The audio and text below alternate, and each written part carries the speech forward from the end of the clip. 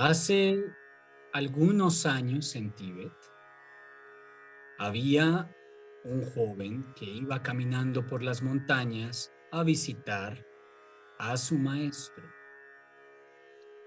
Cuando el hombre está disfrutando del paisaje, ve a un yogi que se encuentra profundamente absorto en su práctica meditativa bajo un árbol.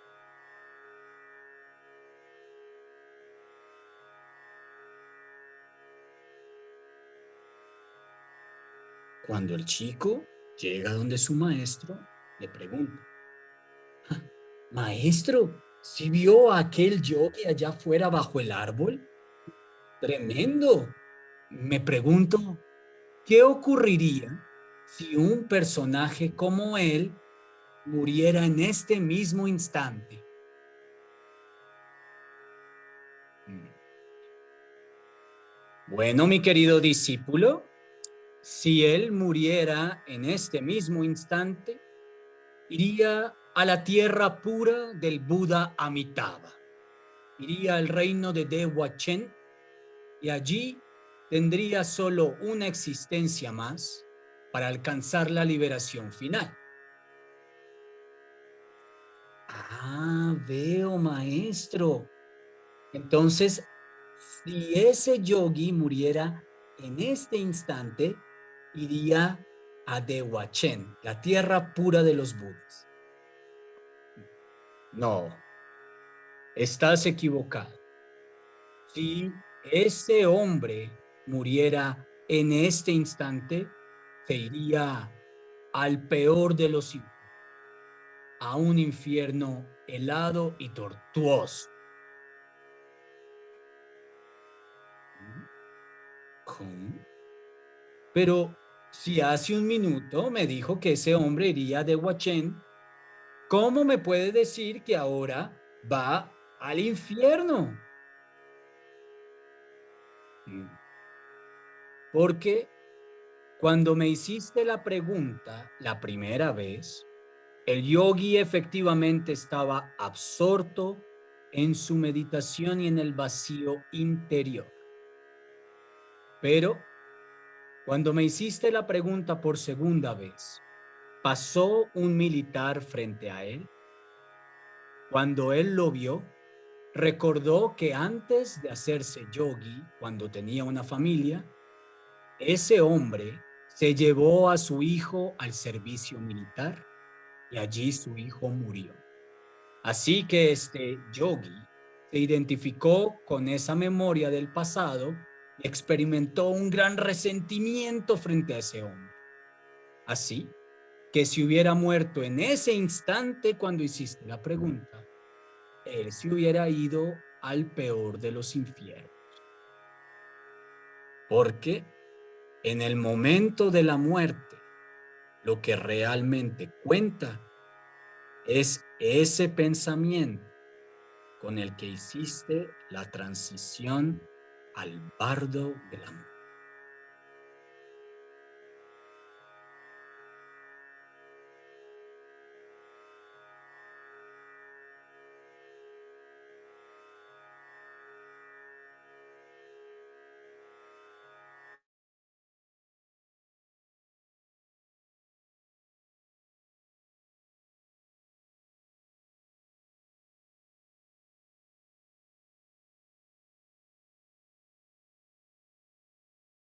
Bueno, muy buenas tardes para todos y para todas. Espero se encuentren muy bien. Ya nuestro curso ha tomado mucha fuerza. Ya tenemos técnicas, formas de observación. Muchos de ustedes ya han experimentado los sueños de claridad, los sueños de lucidez. Estamos mejorando nuestra capacidad de acordarnos de los sueños. Y estamos logrando identificar un montón de cosas que probablemente estaban dormidas en nosotros hace algunos meses. Ahora vamos a entrar en la recta final de nuestro curso y el día de hoy, para hacer esa transición, entre lo que hemos venido aprendiendo del yoga de los sueños al yoga del dormir, vamos a explorar una dimensión muy importante del budismo tibetano a la hora de hacer esta práctica, y es que esta práctica es una preparación para la muerte. Una de las razones por las cuales hacemos la práctica del yoga de los sueños es para lograr estar conscientes frente a las imágenes que nos van a llegar en el momento de la muerte y poder reconocerlas, así como hacemos ahorita que decimos, ajá, esto es un sueño. Uno va a poder decir, ajá, esta es la muerte. Y poder transitar por esos bardos, que es la palabra del día de hoy. Bardo o estado intermedio es la traducción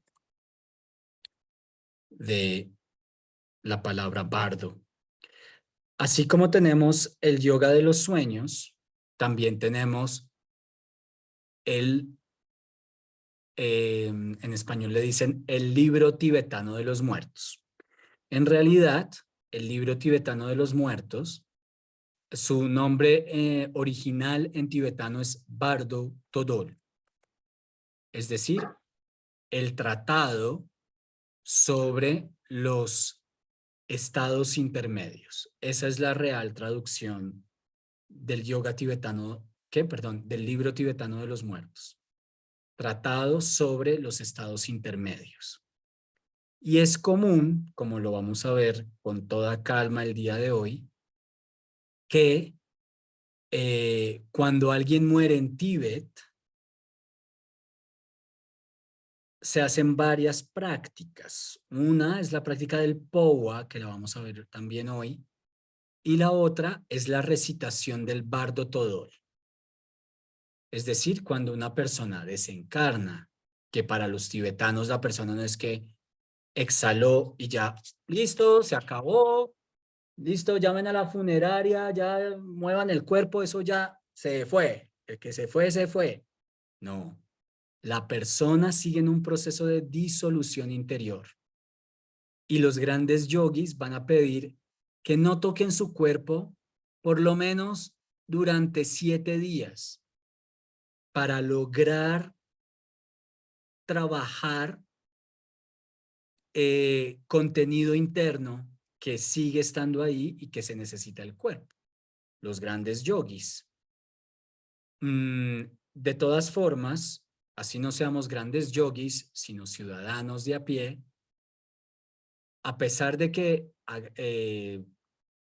brindemos a la vida nuestra última exhalación, el proceso de disolución continúa, ¿sí?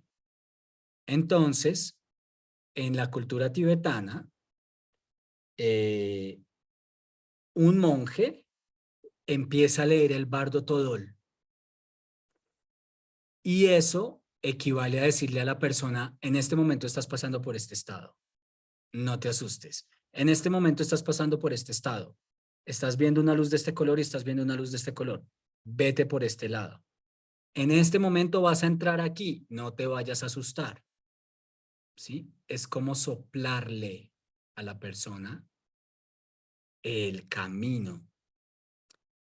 Es común en la práctica de los sueños también, en los retiros, por ejemplo, de Tenzin Wangyal Rinpoche en Dehradun, que cuando tú estás durmiendo y empieza la fase REM, Rapid Eye Movement, la fase del movimiento rápido de los ojos, por más de que uno tenga cerrados los ojos, se nota que uno está como mirando. El compañero te recuerda, date cuenta de que estás soñando. Esto es un sueño. Hazte lúcido en el sueño. En los monasterios tibetanos normalmente usan una pajilla, si no quieren, y susurran eso al oído del compañero. Entonces, es para que uno esté dentro del sueño y diga, ah, estoy soñando. Entonces, de nuevo, en el momento de la muerte, cuando la persona ya la visión occidental murió, tiene muerte clínica, el monje está recitando el Bardo Todol para que la persona se acuerde de los estados por los que va a pasar y logre identificar el carácter ilusorio de aquello que uno va a empezar a ver cuando uno fallece. ¿Listo? Entonces, listo. Listo. Habíamos visto en clases anteriores que el místico Naropa dejó 6 yogas que constituyen la práctica yógica del budismo tibetano. De esos yogas hemos visto 2. El que nos incumbe primordialmente, que es Milam, el yoga tibetano de los sueños, y también vimos en otra ocasión la práctica del Che, que es el segundo yoga, y es el ofrendarse a los espíritus. ¿Se acuerdan? Espero que sí, que uno ritualmente hace unas visualizaciones para ofrendarse a los espíritus que no son tan chéveres, ¿no? Para diluir el ego. Un poco también lo que hablamos la clase pasada sobre nuestro lado oscuro, que es como integrar, darle de comer a aquello que normalmente estamos reprimiendo, rechazando y no queremos ver. La tercera práctica del yoga de Naropa es bardo, es decir, la práctica del morir. Entonces vamos a ver esa, bardo, y vamos a ver la cuarta práctica del yoga de Naropa, que es powa, que se traduce literalmente como transferencia de la conciencia. ¿Listo? Entonces, el tratado sobre cómo morir se llama el Bardo Todol. Si ustedes quieren profundizar en ese conocimiento, yo les recomiendo este libro, que se llama El libro tibetano de la vida y de la muerte.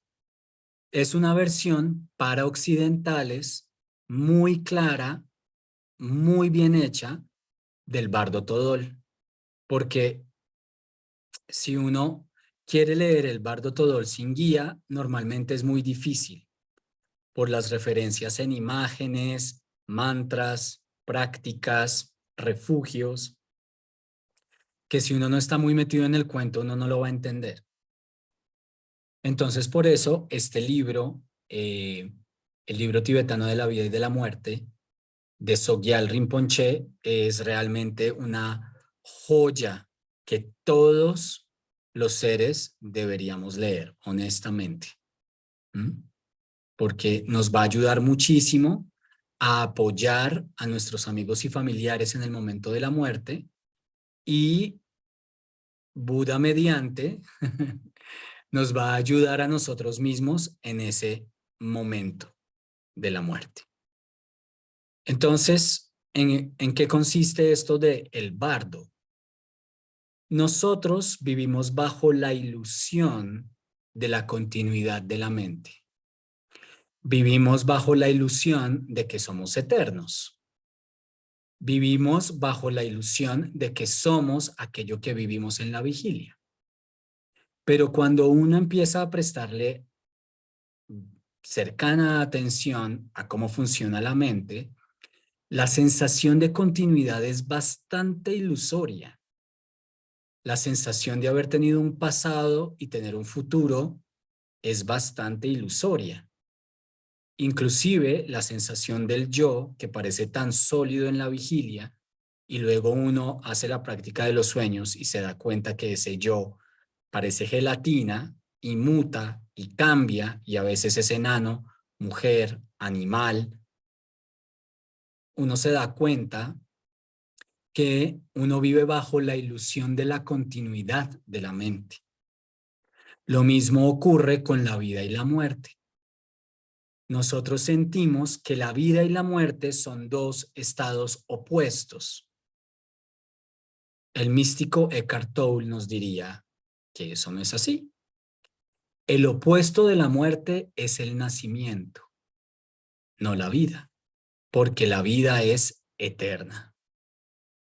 Entonces, nosotros pasamos de nacimiento a muerte, pero bajo un continuo de conciencia que pasa a través de estados intermedios.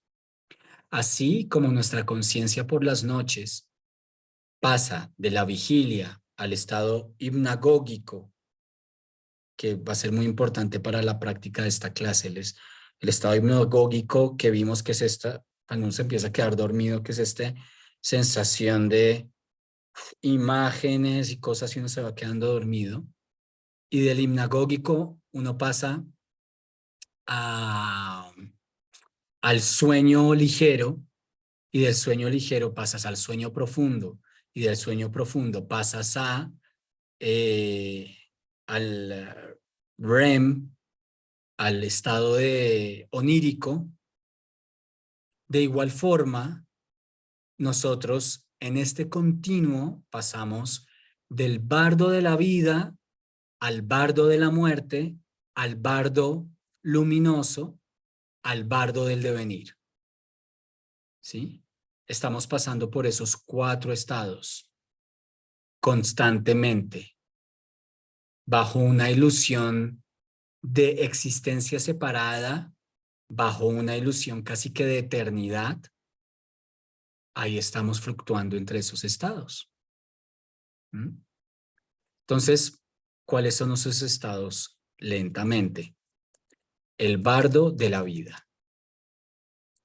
El bardo de la vida es este, donde estamos, el estado de vigilia, el estado del sueño profundo. Ese deep sleep es con el que vamos a empezar a trabajar a partir de la próxima clase. Y esto constituye la experiencia de la vida.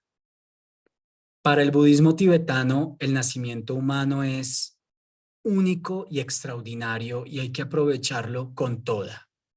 No es fácil de obtener, requiere buen karma, es la oportunidad de poder conocer la mente de una forma contenida y con sabiduría. Y a pesar de que existe la verdad del sufrimiento, se nos da también la posibilidad de hacernos autoconscientes y de alcanzar la iluminación. Así que el aprovechar la vida en la práctica espiritual es fundamental para el budismo tibetano, porque es un nacimiento muy extraño. Uno puede nacer, recuerden, en cualquiera de los 6 reinos. Espero que se acuerden. Entonces, lograr pegarle al reino humano es un gran regalo y por eso la práctica, como la práctica del yoga de los sueños. ¿Listo? Vimos la característica del reino de los humanos que está llevado por la envidia, por los celos, por el deseo, por los famosos 3 venenos de nuestra rueda central. ¿Se acuerdan? El gallo, la serpiente y el cerdo, la avaricia, la lujuria, la ira. Entonces, a pesar de que tenemos esa experiencia, si desarrollamos sabiduría, la vida nos va a ayudar a prepararnos para transitar los demás estados intermedios o bardos. ¿Cómo utilizar la vida sabiamente desde esta perspectiva del budismo tibetano? De la misma forma en que aprovechamos los sueños sabiamente. Entonces es, por ejemplo, para reconocer el carácter ilusorio, como culminamos la clase pasada. Los sueños los utilizamos para decir, wow, esta realidad es una proyección de mi propia mente. Cuando nosotros empezamos a establecernos en esa comprensión, nos empezamos a dar cuenta que esta vida es una proyección de nuestra propia mente, sin duda. O sea, no le queda duda al practicante. Antes uno decía, no, yo soy una víctima de las circunstancias y la culpa la tiene esa persona, yo tengo un poquito de culpa, pero el 89% lo tiene esa persona. Cuando uno realmente comprende esto, de que la vida es una proyección de nuestra propia mente, es muy poderoso. Es muy poderoso para realmente empezar a ganar ahora sí libre albedrío. Antes no tenemos libre albedrío. Antes somos producto de los influjos kármicos. Cuando te empiezas a ser consciente, es igual a tener un sueño lúcido. Y recuerden que cuando tenemos un sueño lúcido, podemos volar, podemos ir en una cita con quien queramos, podemos multiplicarnos, podemos hacernos grandes o chiquitos, podemos ir al reino de los Budas iluminados si queremos. Entonces, cuando nosotros en el bardo de la vida también nos damos cuenta que esto es una proyección de nuestra propia mente, el potencial es ilimitado. Esto lo han descubierto sobre todo algunos místicos o algunos estudiosos de la mente en Occidente, y por eso hay tanta fiebre hoy en día de Joe Dispenza, El Secreto, ¿no? Con mucha gente súper entusiasta por esto, porque sí, en efecto, cuando tú te das cuenta de cómo funciona tu mente y empiezas a despertar y a cambiar los patrones conscientemente, lo que tú digas va a ocurrir en tu vida. La vida es una proyección, ¿no? Entonces, reconocer el carácter ilusorio de la vida. Para los tibetanos, también el bardo de la vida, así como el sueño, sirve para reconocer la naturaleza de la realidad. Esta realidad en la que vivimos, que nos parece tan normal, tan ordinaria, tan obvia, no es normal, ni ordinaria, ni obvia. Es más bien rara, ilusoria también. Entonces ellos le prestan mucha atención, por ejemplo, al vacío, el vacío que hay dentro de algún recipiente, ¿no? El vacío que hay en nuestro cuerpo a través de los orificios. ¿Mm? El vacío que permite mover nuestro cuerpo en el espacio. Como esa sensación del vacío que sostiene todo y cómo funciona la naturaleza de la realidad. Y cómo nosotros a través de nuestras interpretaciones mentales le damos un sentido a aquello que percibimos. ¿Mm? Toda esa comprensión es parte del despertar en la vida y, por supuesto, es algo que también vivimos en los sueños cuando uno empieza a sentir las paredes en los sueños y uno dice, pero es que esto es increíble, cómo tiene grumos la pared del sueño, o cómo bajas unas escaleras y sientes en tus pies los escalones mientras desciendes. ¿Mm? O tocas un animal y sientes su pelaje y eres absolutamente consciente de que estás soñando, pero las sensaciones son reales. ¿Listo? El bardo de la vida también está hecho, según los budistas tibetanos, para que comprendamos una ley fundamental que nos libera, anicca, la ley de la impermanencia. ¿Mm? Nada dura, nada es permanente. Ay, pero tenemos anillos de las bodas de oro. Bacano, llevan 50 años. Bien, son el ejemplo, el ejemplo. Pero también es impermanente. ¿Mm? En algún punto es impermanente. ¿Mm? El celular que ahorita es nuevo y que es el último modelo de iPhone, dentro de 2 años ya no es el último modelo de iPhone. Y también en algún momento se te va a dañar o te lo van a robar o se va a desactualizar. Es impermanente. ¿Mm? Las etapas de nuestra vida son impermanentes. nuestro cuerpo es impermanente, todo está en un constante flujo de cambio. Nuestra ansiedad profunda, como nos dijo Tati, no sé, nos inspiró Tati al principio de la clase, es querer retener algo, pero no podemos, se nos escapa. Queremos retener una persona, no se puede. Queremos retener que mi hijo nunca crezca, que siempre sea un bebito dependiente, no se puede. Que esa persona sienta lo mismo por mí siempre, no se puede. Que yo tenga siempre el mismo cuerpo, no se puede. Todo está en constante flujo y en constante cambio. Y el bardo de la vida es para que uno reconozca ese carácter cambiante e impermanente. Reconocer el cambio nos va a preparar para transitar el bardo de la muerte, ¿sí? Es decir, cada vez que nosotros en vida experimentamos un cambio, estamos viviendo la muerte. Cada vez que nos roban el celular, estamos entrenándonos para la muerte. Cada vez que tenemos una ruptura emocional, estamos entrenándonos para la muerte.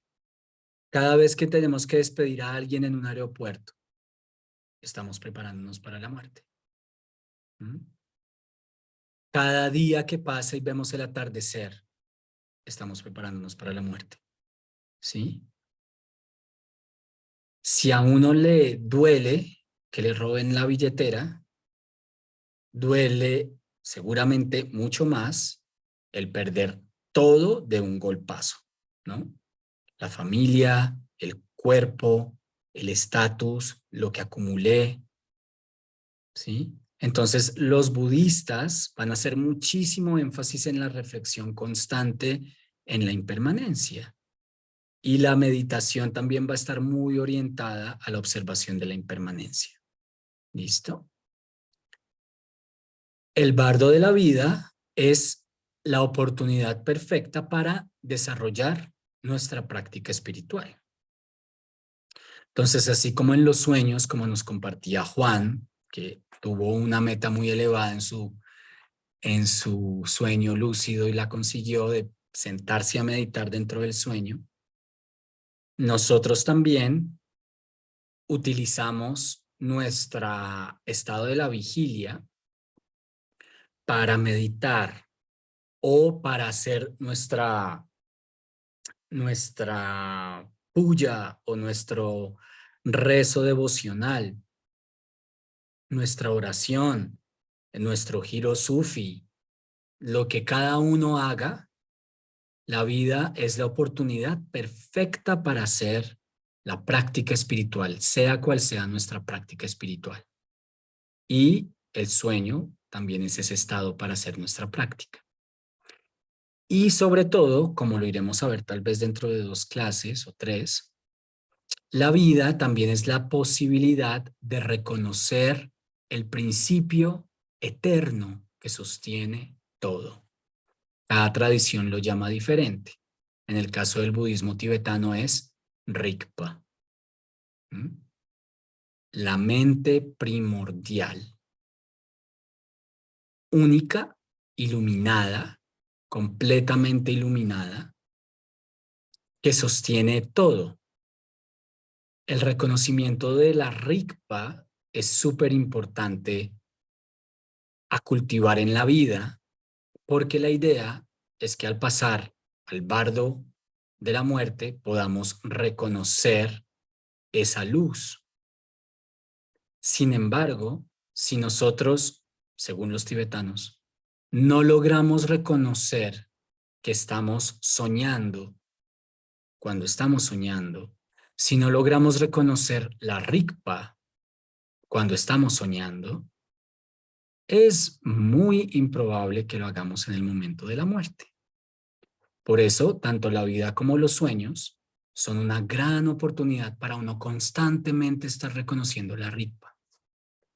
Imagínense que nosotros pasamos por un momento de sufrimiento en esta vida.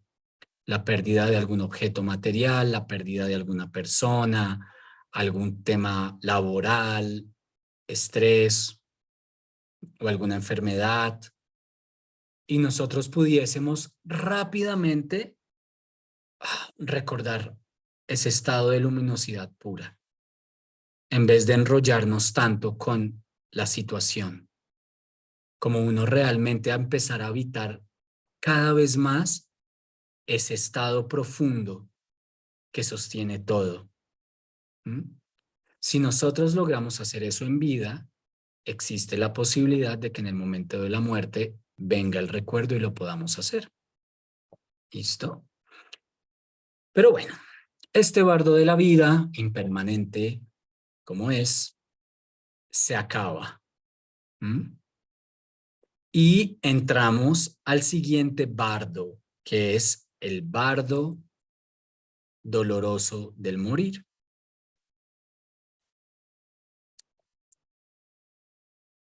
¿Por qué le agregan ellos la palabra doloroso? Podrían habérsela ahorrado, ¿no? Entonces, en el budismo tibetano dicen que es porque normalmente, como las personas no estamos preparadas, el desapego de la vida es algo muy tenaz. ¿Mm? Porque todos quisiéramos, o la gran mayoría quisiera, que nuestra muerte fuera muy chévere, sin dolor, acompañado de todos los familiares, ¿sí? Ojalá de un buen maestro o maestra al lado, de los seres queridos, que uno diga, bueno, mi querido perrito, mi querido Firulais, te dejo, buen amigo. Chao, mi amor, nos vemos después. Hijos míos, yo veré, ¿no?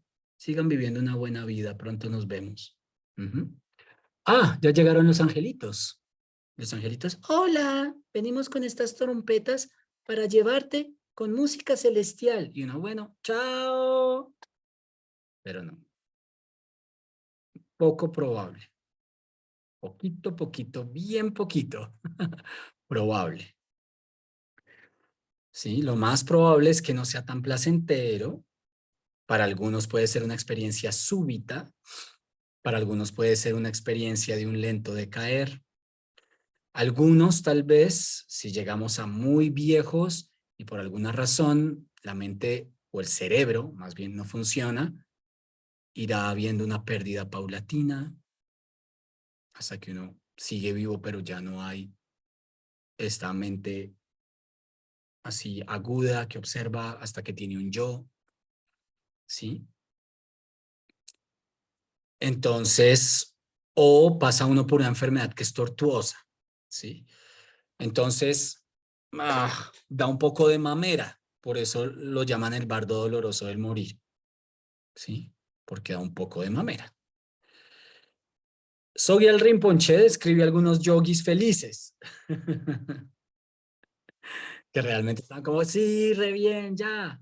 Si nuestra mente logra ser lo suficientemente pura, yo sí creo que uno sabe cuándo se va a morir.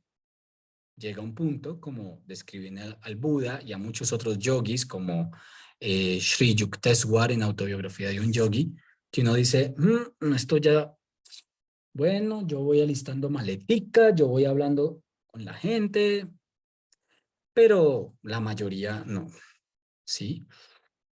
Entonces empieza el bardo doloroso del morir, que empieza, según la tradición tibetana, en el momento en que empieza una enfermedad que lo va a llevar a uno finalmente a desencarnar. Ahí empieza el bardo doloroso del morir. Y llega un punto en el cual, cuando ya estamos en las últimas, el bardo todol va a describir con toda precisión lo que empieza a ocurrir. O sea, el bardo todol nos va a decir cuando una persona ya está cerca a la muerte, por ejemplo, que ya es muy viejita, el bardo todol nos dice, esa persona va a empezar a tener estas características. Está de salud perfecta, pero empieza a pasarle esto, empieza a pasarle esto, empieza a pasarle esto. ¿Mm? Esos yo son anuncios de que alguien está cerquita a desencarnar, así esté bien de salud. ¿Mm? Increíble. Y luego, cuando la persona ya entra en este estado de abandonar su cuerpo, el bardo Todol va a describir con toda exactitud cómo es la disolución de los elementos externa e interna. Les voy a leer solo un pedacito de cada disolución para que más o menos nos demos una idea. Recordemos que los elementales constituyen Nama Rupa, constituyen tanto el cuerpo como la mente. Entonces, para la tradición tibetana, se diluyen primero los elementos del cuerpo, disolución externa, el médico genera el certificado de defunción, pero la muerte todavía no ha llegado para la persona sigue en disolución interna. Y dicen que puede tardar más o menos 20 minutos el proceso de disolución interna para una persona normal.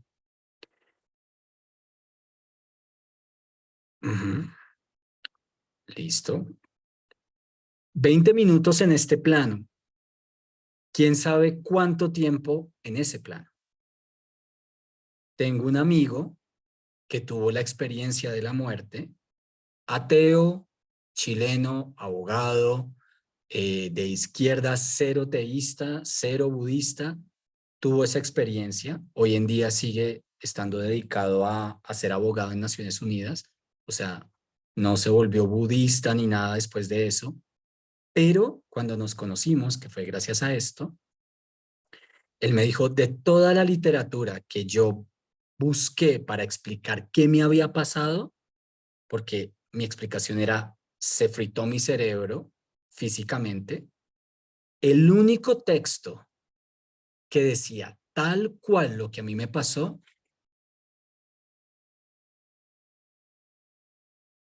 el Bardo Todol, que fue escrito hace tiempos, ¿no? Pero describe, pasa esto, pasa esto, pasa esto. Entonces, en el momento en que vamos a morir, ocurre casi lo mismo a nivel de conciencia que cuando tenemos un sueño lúcido. Los lamas dicen que cuando una persona está moribunda, está súper consciente, 7 veces más consciente que lo que estamos en vigilia. O sea que todas las oraciones, todo el amor, todo lo que expresamos es 7 veces más poderoso. Por eso no es raro escuchar que cuando una persona estaba en coma inclusive o estaba moribunda en cuidados intensivos, se espera a que lleguen familiares, tal cual los espera, y solo cuando terminaron de llegar todo se va, porque el nivel de la conciencia está expandido. Es como cuando nos hacemos lúcidos. Y por eso los lamas dicen que cuando tú haces tu práctica en el sueño, una práctica de meditación en sueño lúcido equivale a una semana de práctica multiplicado por 7. Entonces, eso ocurre también en el momento en que empezamos a entrar en ese bardo o transitamos el bardo del morir. Entonces, los tibetanos van a describir súper bien todo este proceso. Tal vez en algún momento podamos hacer el estudio, así como estamos haciendo el estudio de este texto, podamos hacer el estudio también del Bardo Todol, pero solo para darles como una indicación, son 4 fases de disolución. Empieza a diluirse el elemento tierra, es decir, el cuerpo empieza a perder toda su fuerza, nos quedamos sin energía, no podemos levantarnos, permanecer erguidos ni sostener nada en las manos. No conseguimos mantener derecha la cabeza. Tenemos la sensación de caer, de hundirnos bajo tierra o de ser aplastado por un gran peso. Quizás pidamos que nos incorporen, que levanten más las almohadas o que retiren las mantas. La tez pierde color y se instala la palidez. Las mejillas se chupan y aparecen manchas oscuras en los dientes. Se hace cada vez más difícil abrir y cerrar los ojos. Todos estos signos muestran que el elemento tierra está retirándose hacia el elemento agua. ¿Listo? En resumen, luego sigue el elemento agua. Entonces ya uno empieza a diluirse el elemento tierra, que es la base constitutiva de la conciencia, pasa a diluirse el elemento agua. Entonces dice, empezamos a perder el control de nuestros líquidos corporales. Nos chorrea la nariz, babeamos, posiblemente nos lloren los ojos o suframos incontinencia. No podemos mover la lengua. Empezamos a tener la sensación de que los ojos se nos secan dentro de las cuencas.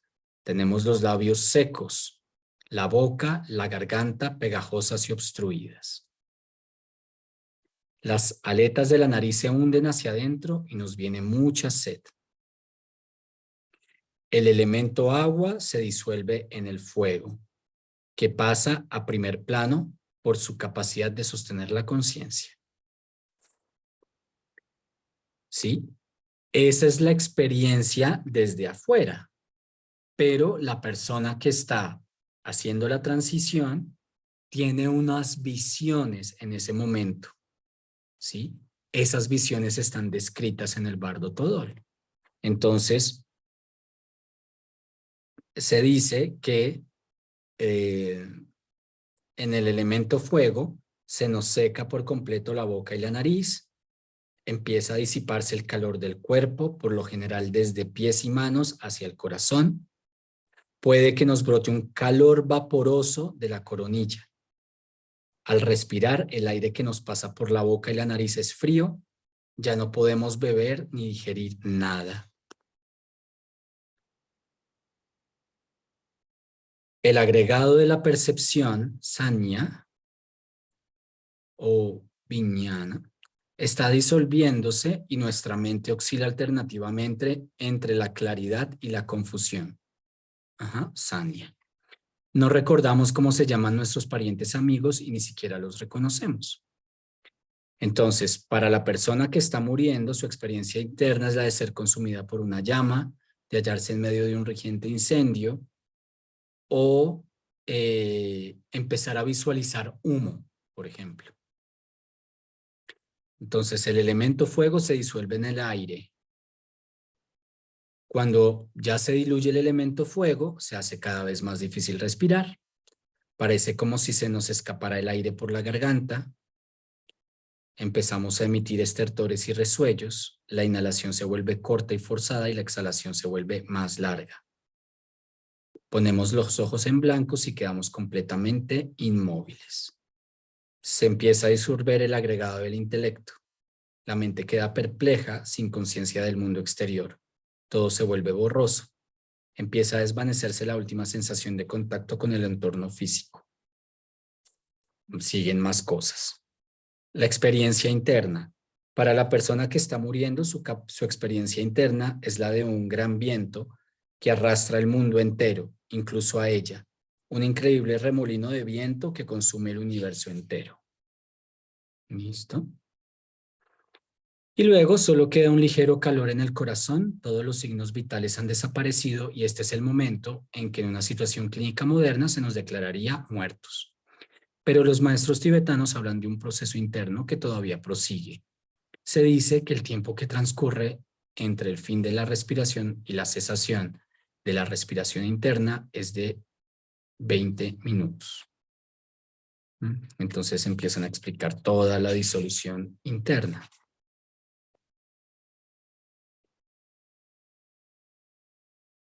Entonces va la persona pasando por ese proceso.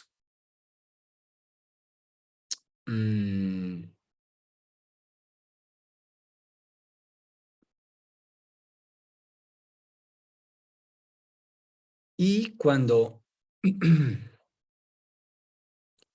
empieza a diluirse ya, cuando ya se diluye lo externo, y empieza a diluirse lo interno, uno pasa por toda una serie de experiencias e imágenes, ¿m? Que describen muy bien en el libro. Entonces, a veces esas imágenes son benevolentes, bonitas, o nos producen sensaciones tal cual tuviéramos un cuerpo, o son sensaciones inclusive que nos producen mucho miedo, ¿sí? Entonces acá describen esas experiencias como por ejemplo deidades terroríficas, así como vimos la clase pasada, Palden Lamo. Entonces empiezas a tener visiones de deidades que te asustan y te hacen dirigir para otro lado. ¿Mm? Lo que se dice es que el practicante aprende a reconocer la ilusoriedad de esas imágenes y no dejarse engañar. Ahora, si uno no es tibetano, ¿cómo va a ver uno a Palden Lamo? Nos dicen que los referentes que vemos en el momento de la muerte son los referentes con los cuales nos hemos relacionado en vida. Si uno nunca fue hindú, pues muy probablemente las experiencias sutiles, luminosas, apacibles van a estar relacionadas con imágenes de la Virgen, de Jesús, de ángeles, de seres queridos, ¿sí? Pero si una persona fue hindú, probablemente va a estar relacionado con Ganesh, con Krishna, ¿no? Entonces, por ejemplo, este amigo que tuvo la experiencia dice que él sentía como si un tren se le viniera encima y que sentir que un tren lo iba a atropellar hacía que él se fuera para otro lado. Es el equivalente a cuando los tibetanos dicen, viene una deidad feroz, no te asustes, atraviésala, no te vayas para otro lado, ¿sí? Es como si la mente empezara a sacar sus condicionamientos y miedos más profundos y fuera un gran momento para atravesarlos, pero por supuesto nuestra mente sumida en la ignorancia no lo va a reconocer. No hay que morirse para darse cuenta de eso. Ocurre en nuestro cotidiano. Cuando experimentamos una situación difícil en la vida o una situación de pérdida, ¿cómo realmente reaccionamos a eso? ¿Estamos desde nuestra conciencia luminosa? ¿Estamos comprendiendo la ley de la impermanencia? ¿Estamos observando la naturaleza de la realidad? ¿O entramos en nuestro drama y en nuestro video? Normalmente entramos en nuestro drama y en nuestro video. Así que en ese momento es igual. Cuando tú ves una imagen desafiante, no vas a tener la comprensión normalmente, sino que entras en tu miedo. ¿Mm? Ocurre también con los psicodélicos, que preguntaba Juli la clase anterior. ¿Mm? Uno sabe que uno está en una toma de yagé o de ayahuasca, uno sabe. Pero las imágenes que puede proyectar la mente a veces pueden ser tan eh, eh, nos pueden mover tanto, nos pueden tocar tanto, que la persona está ahí completamente en esa situación mental. Entonces entra el taita con la ortiga y dice, bueno, ya, mija, ya. Sí, o ya, o mijo, ya, un cantico, para que salga de ahí, ¿sí? Entonces, nosotros vivimos eso en nuestro proceso de pensamiento, vivimos eso en los sueños y probablemente lo viviremos igual en la muerte. Por eso, acá está todo escrito para aprender a atravesar esas visiones que uno va a tener. Así que cuando escuchamos que el Dalai Lama, cuando le preguntan sobre su día a día, él dice, yo todas las mañanas hago la meditación de la muerte. Es esto, es sentarse, tomar protección en una deidad determinada, en una dakini o en alguna yidam, y empezar a recorrer mentalmente lo que va a pasar. Y luego voy a ver unas chispas, y luego voy a ver un color naranja intenso, y luego voy a empezar a ver unas imágenes feas. Luego, y voy entrenando mi mente para cuando eso ocurra no dejarme engañar. Tanto es así que la creencia tibetana es que los grandes lamas y practicantes logran atravesar esos estados a plena conciencia y redireccionarse a voluntad cuando llega el bardo del devenir, o sea, el renacimiento. Ellos ya saben, como fútbol americano, ir corriendo con una pelota y esquivarse a todos. Entonces, ellos hacen eso, se esquivan todo eso, van siempre sentados en la luminosidad pura y eligen a voluntad dónde encarnarse. Esa es la creencia tibetana. Entonces, después de que uno pasa por el bardo de la muerte, se presenta la experiencia que seguramente ustedes han escuchado de muchas personas en testimonios post-mortem, y es la luz. Hay una luz, se ve una luz. Esta aparición de la luz para la tradición budista es muy espontánea, muy rápida, casi nadie la va a reconocer por lo que es, y uno, siendo jalado por su apego, porque diluirse no es chévere si uno no está entrenado, créanme, ¿sí? Eso no es como, entonces vi la luz, no, uno es como, ¿qué miércoles es no tener un cuerpo? Los apegos, la familia, lo que uno aprendió kármicamente que está ahí, todo eso jala demasiado, jala demasiado. Entonces, la inmensa mayoría quiere el jalón, ¿sí? Inclusive, la experiencia que me describe mi amigo es que vio con toda claridad los aprendizajes que tenía en la vida. ¿Mm? Y dijo, ¿cómo pude ser de bruto de no haberme acordado de esto? Yo sabía cómo se me fue a olvidar, y realmente surgió una gran necesidad de regresar a hacerlo bien. Así me lo describía él. Interesante, como nota al pie de página, yo siento que en una carta natal aparece súper escrito las ayudas y las tareas que uno tiene en esta encarnación. Entonces, cuando uno entra al tercer bardo, que es el bardo del Dharmata o de la luminosidad pura,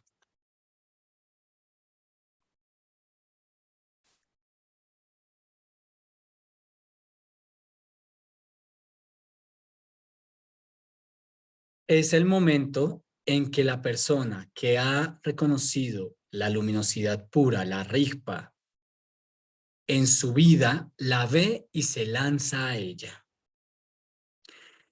En el budismo tibetano se usa la figura de Amitabha, un Buda.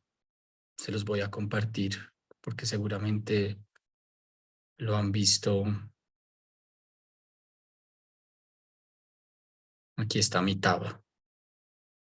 Entonces, la creencia tibetana es que Amitabha es una representación iconográfica de ese estado de la luminosidad pura. Como a la mayoría de nosotros nos cuesta que la luz no tenga forma, no tenga una figura, sino simplemente permanecer ahí en un vacío raro, la creencia tibetana es que Amitabha, o más bien esa luz, en medio de su infinito amor y compasión, se ha manifestado como la forma del Buda Amitabha. Así que hay muchas escuelas dentro del budismo Mahayana, que es el budismo particularmente de China y Japón, Hay sectas budistas que consideran que lo más importante es la meditación en Amitabha, el recordar constantemente Amitabha, porque en el momento en que llega el bardo de la luminosidad pura, se va a manifestar como Amitabha. Y si uno toda la vida fue parcero de Amitabha, uno va a ir y se va a fusionar con él, ¿sí? Es como un gran regalo que se nos da. Poder tener una figura que representa la luminosidad pura y que cuando nos unimos con ella estamos destinados a nacer en la tierra pura del loto, de Huachén, la tierra de los Budas, gracias a Amitabha. Entonces esta es la importancia del Buda Amitabha en el budismo Mahayana. Y porque ustedes escucharán muchas corrientes devocionales budistas que no hacen énfasis en nada de esto del yoga ni la meditación ni nada, sino ten devoción por Amitabha, ten devoción por Amitabha y vas a ver que te va a ir súper bien. ¿Sí? Y no, pero si el Buda enseñó a observar la mente y tal, es por esto. Porque Amitabha es la manifestación de la luminosidad pura. Ahora, probablemente, si nosotros no estamos dentro de ese contexto, una figura como la de Jesús, la Virgen, seguramente si hemos cultivado una relación devocional importante con ellos, cuando los veamos vamos a querer fusionarnos con esa figura. Entonces, si nosotros podemos hacer la meditación de la muerte, genial para los tibetanos. Si podemos meditar y hacernos más conscientes de cómo funciona esa relación ilusoria de pensamientos y emociones, genial. Pero si no podemos hacer nada de eso y nuestra práctica consiste en la entrega, en la fe, en la oración a esa deidad, a ese yo, perdón, a ese uno eterno que tiene una figura, tener esa oración y esa figura en mente es muy útil para el momento de la muerte porque es la posibilidad de fusionarnos con esa vibración cuando pasemos por todas esas imágenes. De hecho, al santo y político Mahatma Gandhi, cuando lo asesinan, sus últimas frases o sus últimas palabras fueron Ram, Ram. O sea, lo último que vino a su mente fue Rama. Y uno se va con Rama en el corazón. Entonces la gente dice, esa era la prueba de que esta persona era un santo. En el momento de la muerte le dispararon y no dijo, uy, no, sino que dijo, Rama, Rama. Y murió con el nombre de Rama en los labios. Entonces, esa es la importancia de la oración y esa relación devocional. Y finalmente vamos a tener el bardo de el devenir. Entonces, basándose en ese tirón kármico, en eso que nos quedó pendiente, en esa vibración que nos es familiar, porque por más que lo otro sea el camino a despejar los condicionamientos, el camino a la luminosidad de la mente, no nos es familiar, uno tira hacia lo que le es familiar. Esto es impresionante. Y ocurre en la vida, ¿no? Como estos casos de personas que uno les puede decir, oye, mira, esta mujer es buena para ti, mira, mira, mira, mira, mira. No, no, yo no quiero eso, yo quiero esta. No, pero mira, esa chica es un poco como lo que has vivido, ¿no? Esa violencia, ese abandono. No, yo quiero es eso, porque la mente tira hacia lo que inconscientemente considera más familiar, ¿sí? No hacia lo que necesariamente sea mejor. Entonces, en ese momento ocurre lo mismo. Uno ha sufrido por esto, por lo otro, está escrito en la carta natal, tal. No importa. Yo quiero es eso. Yo les daba el ejemplo hace algunas clases con la música, porque siento que estas experiencias ya no son corpóreas, sino vibratorias. Entonces, yo les ponía el ejemplo que si uno toda la vida ha escuchado reggaetón, uno se sube al carro y tiene los CDs de reggaetón, uno pone Spotify y escucha reggaetón, uno en la casa tiene el afiche de J Balvin y de Bad Bunny, pues es muy improbable que el viernes en la noche yo me vaya a un bar de jazz, ¿sí? O sea, es imposible. Entonces, lo mismo ocurre con nuestro karma. Si uno toda la vida estuvo vibrando a cierta frecuencia, uno va a buscar esa vibración. Bajo la ignorancia, uno dice, ay, mis padres, ¿por qué fueron así conmigo?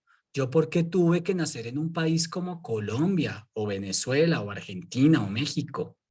Más chévere haber nacido en Suiza o en Suecia y que no hubiera atacado pagar un crédito de educación ni nada. Pero cuando uno empieza a afinar la percepción interna, uno se da cuenta que todo lo que uno vive en la vida es un reflejo del propio karma, incluido el país donde uno nació, los padres, ¿m? Porque uno vibraba ahí, ¿sí? Entonces, uno vuelve y nace otra vez, así como cuando uno sale de un sueño y vuelve y se acuesta y va a otro sueño. Estamos aprendiendo que esos sueños que tenemos no son tan aleatorios, sino que tienen que ver con nuestro contenido kármico, con las personas que conocemos, con las situaciones que nos han sido familiares. Si yo he vivido un montón en India, uno sueña con India o con referentes indios, ¿no? No es como, vamos a ver qué le toca hoy. No, todo tiene una relación íntima con nuestra experiencia. Entonces, nuestra, nuestro nuevo sueño, que es nuestra nueva vida, tiene relación con toda la experiencia kármica. ¿Mm? El proceso espiritual radica en tranquila y sonrientemente observarnos y darnos cuenta de esos mecanismos sutiles que rigen nuestra existencia y amarlos y dar gracias porque estamos vivos y abarcar, vivir, habitar en la medida de lo posible esa luminosidad y ojalá tratar de actuar desde ahí. Ojalá. ¿Mm? Y así uno vive la experiencia del renacimiento según estas tradiciones. Ese es el yoga del Bardo. Y el otro yoga es Powa. Muchos viejitos tibetanos se dedican a practicar Powa cuando ya llegan a la edad en la que dejaron sus responsabilidades. Y hay varios niveles de Powa. Powa quiere decir transferencia de la conciencia. Entonces, este yoga consiste en lograr que nuestra conciencia se conecte con esas vibraciones de los planos a voluntad. Uno se puede conectar con las vibraciones de amor, de generosidad, de compasión. Uno puede conectarse con difuntos. Uno puede viajar a planos. Uno puede ayudar a seres que están atrapados en algún lugar a llevarlos a un lugar de más luz, ¿sí? Es decir, volvernos lo suficientemente sutiles para conectarnos con nuestros cuerpos más luminosos y ayudar a todos los seres. Importante lo que vimos, bodhicitta y bodhisattva, ¿se acuerdan? I hope so. Nuestra mente, la base iluminada y compasiva de nuestra mente, bodhicitta. Bodhisattva, los seres que deciden reencarnar a voluntad para venir a ayudar a todos. ¿Sí? Entonces, cuando uno empieza la práctica del Powa, empieza con empezar a generar dentro de su mente vibraciones de compasión, amor, buena voluntad hacia todos los seres. Los beneficios de esta práctica solo lo podremos conocer cuando la hagamos. ¿Mm? Yo conozco personas que han hecho mucho meta y me describen experiencias muy interesantes de, en serio, de un amor impresionante que a mí a veces me resulta, sí, porque digo, pero es que igual vivimos en el mundo y a la hora de hacer negocios, si uno está completamente ahí, no te estás dando cuenta que el otro quiere sacar tajada, que hay que regatear, ¿no? Particularmente cuando uno está en retiros largos en India y salen personas que han hecho solo práctica de meta o de amor incondicional, sienten un amor muy expandido por los seres e inclusive sienten que si alguien hace algo así en un negocio, pues es producto de su ignorancia y que desde su ignorancia no logra ver el daño que hace, pero que su naturaleza esencial es hermosa, luminosa y pura, ¿no? Entonces empezamos a cultivar este amor por los seres, amor por los seres. Los tibetanos tienen esto, que es el mane, esta rueda, donde ellos dicen Om Mani Padme Hum, Om Mani Padme Hum, que todos los seres sean felices, o giran las ruedas más grandes o gigantescas en los monasterios, como lo vimos. Y es empezar a sintonizarse con esa vibración del amor y la compasión. Ese es un nivel del Powa.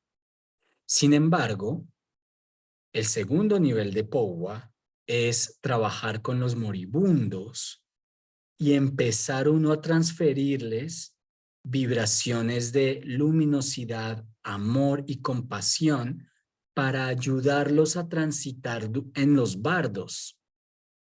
¿Mm? Y esa práctica tiene un momento en particular en la cual se debe hacer.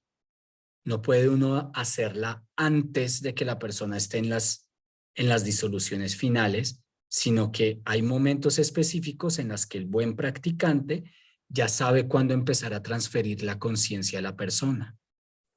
¿Mm?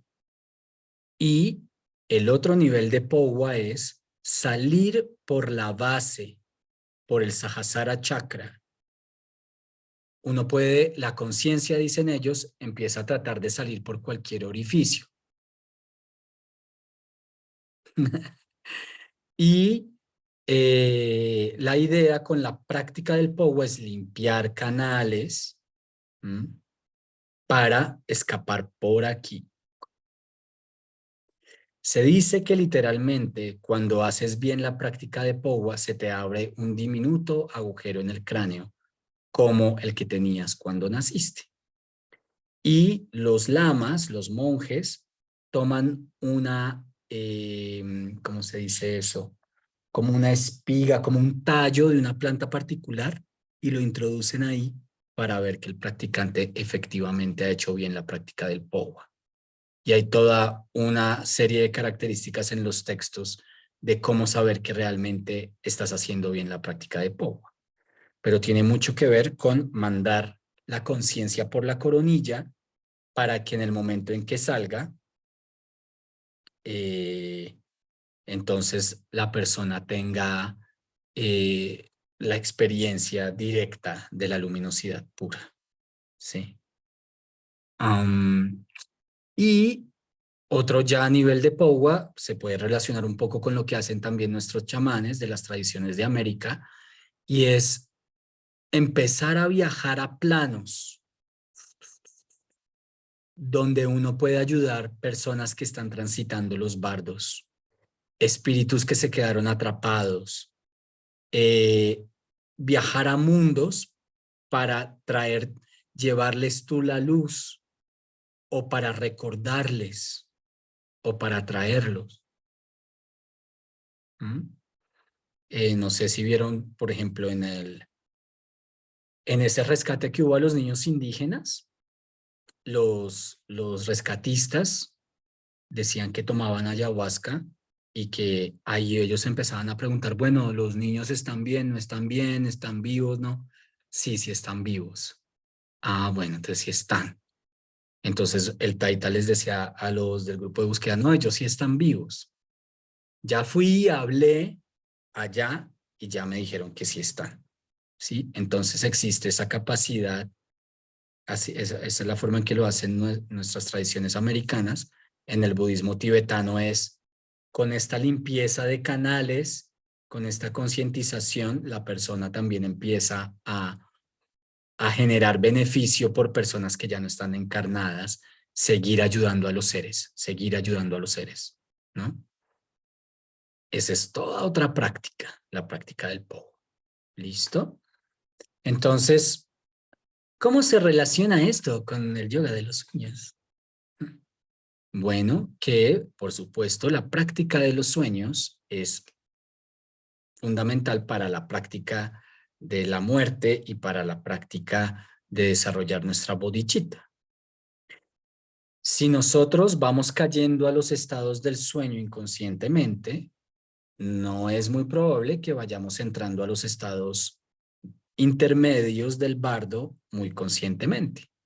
Así que cada noche, cuando nosotros entramos en el estado hipnagógico, que es este estado que nos empieza a conducir al sueño ligero y al sueño profundo, de manera consciente estamos preparándonos para también el momento de la muerte. Entonces, esta semana vamos a aprovechar nuestro estado hipnagógico, que es una práctica también muy poderosa. Nosotros hemos venido diciendo una serie de decretos, ¿no? Sobre todo al principio del curso. Yo quiero tener sueños lúcidos, voy a acordarme de mis sueños. Entonces, cuando nosotros, acá ya, como ya estamos bien adentro, podemos empezar a ir más técnicamente. Nosotros hacíamos esas intenciones cuando nos íbamos a acostar en la noche, súper chévere. Sin embargo, como estas primeros 4 horas y media, 5 de la noche, la mente pasa por todos los estados hipnagógicos, sueño ligero, sueño profundo y muy poco sueño onírico. Cuando hacemos estas afirmaciones, no logran entrar tan directamente a cómo lo hacemos después de haber dormido durante 5 horas. Así que la práctica consiste en que cuando nos despertemos después de 4 horas y media o 5, hay algunas personas que les gusta tomar agua para tener ganas de ir al baño y despertarse después de 4 horas. Es una técnica. Otra puede ser como la que John quería explorar, que yo todavía no lo he explorado, que es la de poner este pitico durante la vigilia y programarlo durante la noche para que nos despierte y nos despierte o nos recuerde que estamos soñando. El caso es que cuando nos despertamos después de esas 4 horas y media, tomamos nuestro diario de sueños, escribimos los sueños y nos vamos a acostar con la siguiente afirmación. ¿Sí? La afirmación es: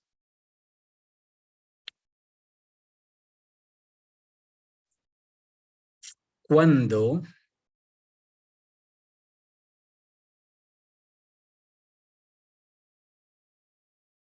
entre, perdón, esta noche o ahora, cuando esté soñando, me daré cuenta de que estoy soñando.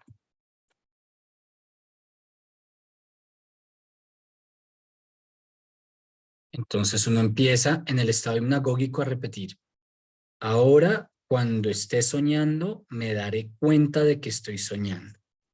Ahora, cuando esté soñando, me daré cuenta de que estoy soñando. Recuerden que científicamente el poder de hacer esta práctica de las levantadas múltiples es que el cuerpo ya pasó por los estados más amplios del sueño profundo y a partir de las 4 horas y media esos estados van siendo cada vez más cortos, mientras que el estado hipnagógico se mantiene igual y el estado del sueño onírico aumenta. ¿Mm? Entonces entramos casi de estado hipnagógico a sueño cuando hacemos eso. Por lo tanto, la afirmación es mucho más poderosa. Es por eso. Ahora, si queremos no solo decir vamos a hacernos lúcidos, ahora cuando esté soñando me daré cuenta que estoy soñando. Ahora que esté soñando me daré cuenta de que estoy soñando. Puedo agregar una afirmación amorosa y compasiva y es: esta noche, cuando esté soñando, me daré cuenta de que estoy soñando para el beneficio de todos los seres. Esta noche, cuando esté soñando, me daré cuenta de que estoy soñando para el beneficio de todos los seres. Es decir, que todo lo que nosotros estamos estudiando y practicando aparentemente es un trabajo personal, pero en realidad estamos despertando la conciencia colectiva respecto a la sensibilidad con los sueños y también porque nuestros insights, cuando son compartidos, terminan nutriendo e inspirando a todos los seres. Por eso nuestro trabajo en los sueños lúcidos también es el trabajo del amor y la compasión y del bodhisattva. ¿Listo? Ojalá tengamos dentro de nuestras intenciones, dentro de nuestro sankalpa, poder estar en la luminosidad pura, poder estar nosotros en el sueño y querer, por el beneficio de todos los seres, yo le apunto a querer reconocer la luminosidad pura de la mente. ¿Qué tal ese sankalpa? Bueno, entonces vamos a dejar por ahí. La próxima clase vamos a estudiar los estados, bueno, vimos los estados científicos del sueño, pero vamos a estudiar ahora los estados profundos del sueño y el yoga del dormir, que es una práctica también increíble que acompaña al yoga de los sueños. Y bueno, creo que ya tenemos toda una serie de herramientas para seguir trabajando en nuestros sueños.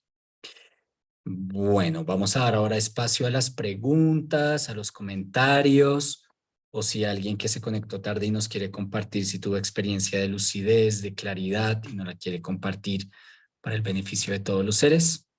Entonces, este es el momento. Juli, ¿qué pregunta tienes?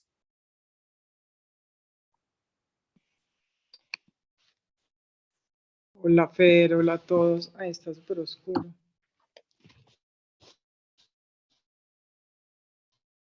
Está súper oscuro. Bueno, te quería preguntar si esa meditación guiada que estamos haciendo todas las noches, que es, bueno, que se hace la respiración del canal central, los ejercicios de respiración y luego la visualización del maestro, guru, esa es una meditación de POWA, ¿cierto? ¿O no? Porque uno ahí hace como la disolución, uno se disuelve después en la luz con el maestro. Digamos que no es estrictamente la práctica del POWA, pero sí es lo que recomiendan para, para las personas que no tienen mucha práctica en el momento de la muerte, hacer exactamente eso, ¿no? Reconocer al maestro y reconocer la luminosidad del maestro. Entonces, es como, es como una práctica básica del budismo tibetano, de hecho, ese tema de visualizar al maestro y las luces. Y fundirse en esa luz con él. Ajá. Ok, Sí. pero adicionalmente, entonces, o no sé si eso está en el libro, hay una práctica como tal, como una meditación o una visualización o un pranayama que digamos uno pueda practicar para, pues, llámese POWA, como para prepararse para ese momento del bardo. Sí, claro, claro. Digamos que hay toda una, como es un yoga, así como nosotros estamos estudiando este yoga con una gran diversidad de técnicas, el POWA también es un camino progresivo con una diversidad de técnicas y que normalmente te enseña un maestro calificado en ese linaje. Ujú. Ok, Entonces sí, y se hacen retiros de solo POWA y sí, es todo un camino. sí, Ujú. Digamos que dentro de la posibilidad de la práctica de los que no estamos iniciados en el POWA, está esto que te mencioné de mandar amor a los seres. Cualquier resistencia interna que tengamos respecto a alguna situación, alguna persona, que por la noche y por la mañana nosotros podamos igual reconocer la naturaleza inocente, pura y iluminada de esa persona. ¿Sí? Por ejemplo, para desbloquear cualquier tipo de obstáculo en nuestra práctica. Y si eso no ocurre en nuestra vida, enviarle amor a todos los seres igual. ok, súper, súper. Gracias, Ujú. Fer. A ti, Juli. Qué buena pregunta. María Elena. Hola Fer, hola a todos. Pero una pregunta, me queda una dudita. Una persona con Alzheimer, ¿qué hace? O sea, ¿cómo no tiene forma de, cómo sería ese viaje? Bien. Entonces, en una persona con Alzheimer, eh, todo lo que la persona haya hecho en su vida le queda y es mérito. Es decir,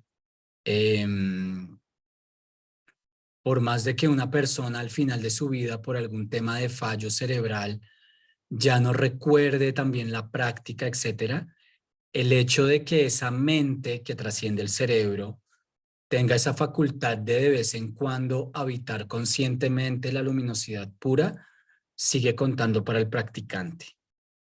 Y lo otro es que las personas que estamos afuera de esa persona con Alzheimer, teniendo una profunda comprensión de que esa persona no es su yo, ni su pasado, ni su historia, sino que es el ser, podemos conectarnos desde ahí y enviar vibraciones de amor, de empatía, de fortaleza, ¿m?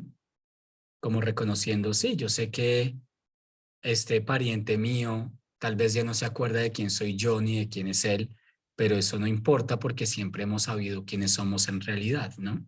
Entonces, desde ahí, como conectarse y enviar luz. Como ayudarlo al viaje, al Sí, camino. claro. Ok. Y en cierta Mm, forma, cuando hacemos la práctica del meta para todos, ujú. estamos ayudándonos entre todos. ¿M? Porque todos en el Sí, fondo estamos con Alzheimer, en cierta forma. ¿Sí? sí. El hecho de creer de que uno es esto es una forma elegante de Alzheimer también. Sí, sí, sí. Sí, Ujú. me quedó esa curiosidad. Ok, Fer, gracias. Bueno, a ti, muy buena pregunta, María Elena. ¿Y Aida?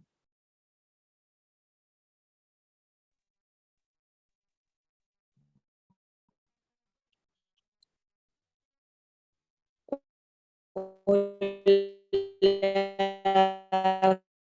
Fernando.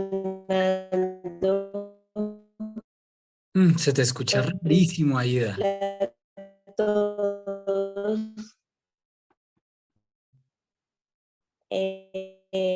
Pues, Fer, ya que nombraste el libro tibetano de la vida y la muerte,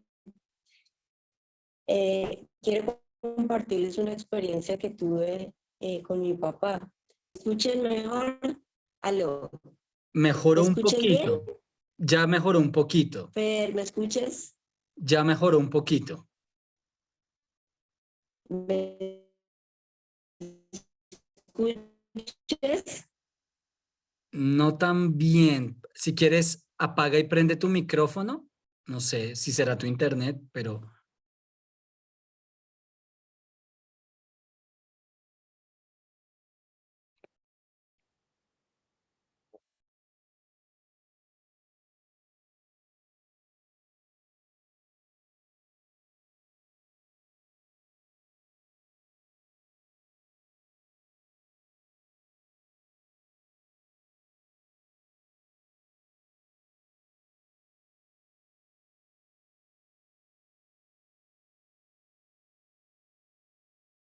Ay, qué vaina, porque creo que Aida nos quería compartir una experiencia muy importante, pero no.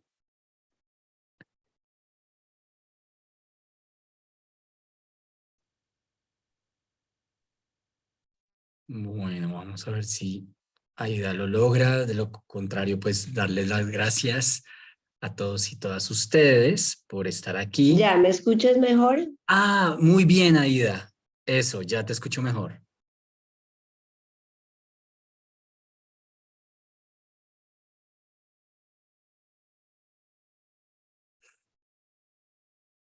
Bueno.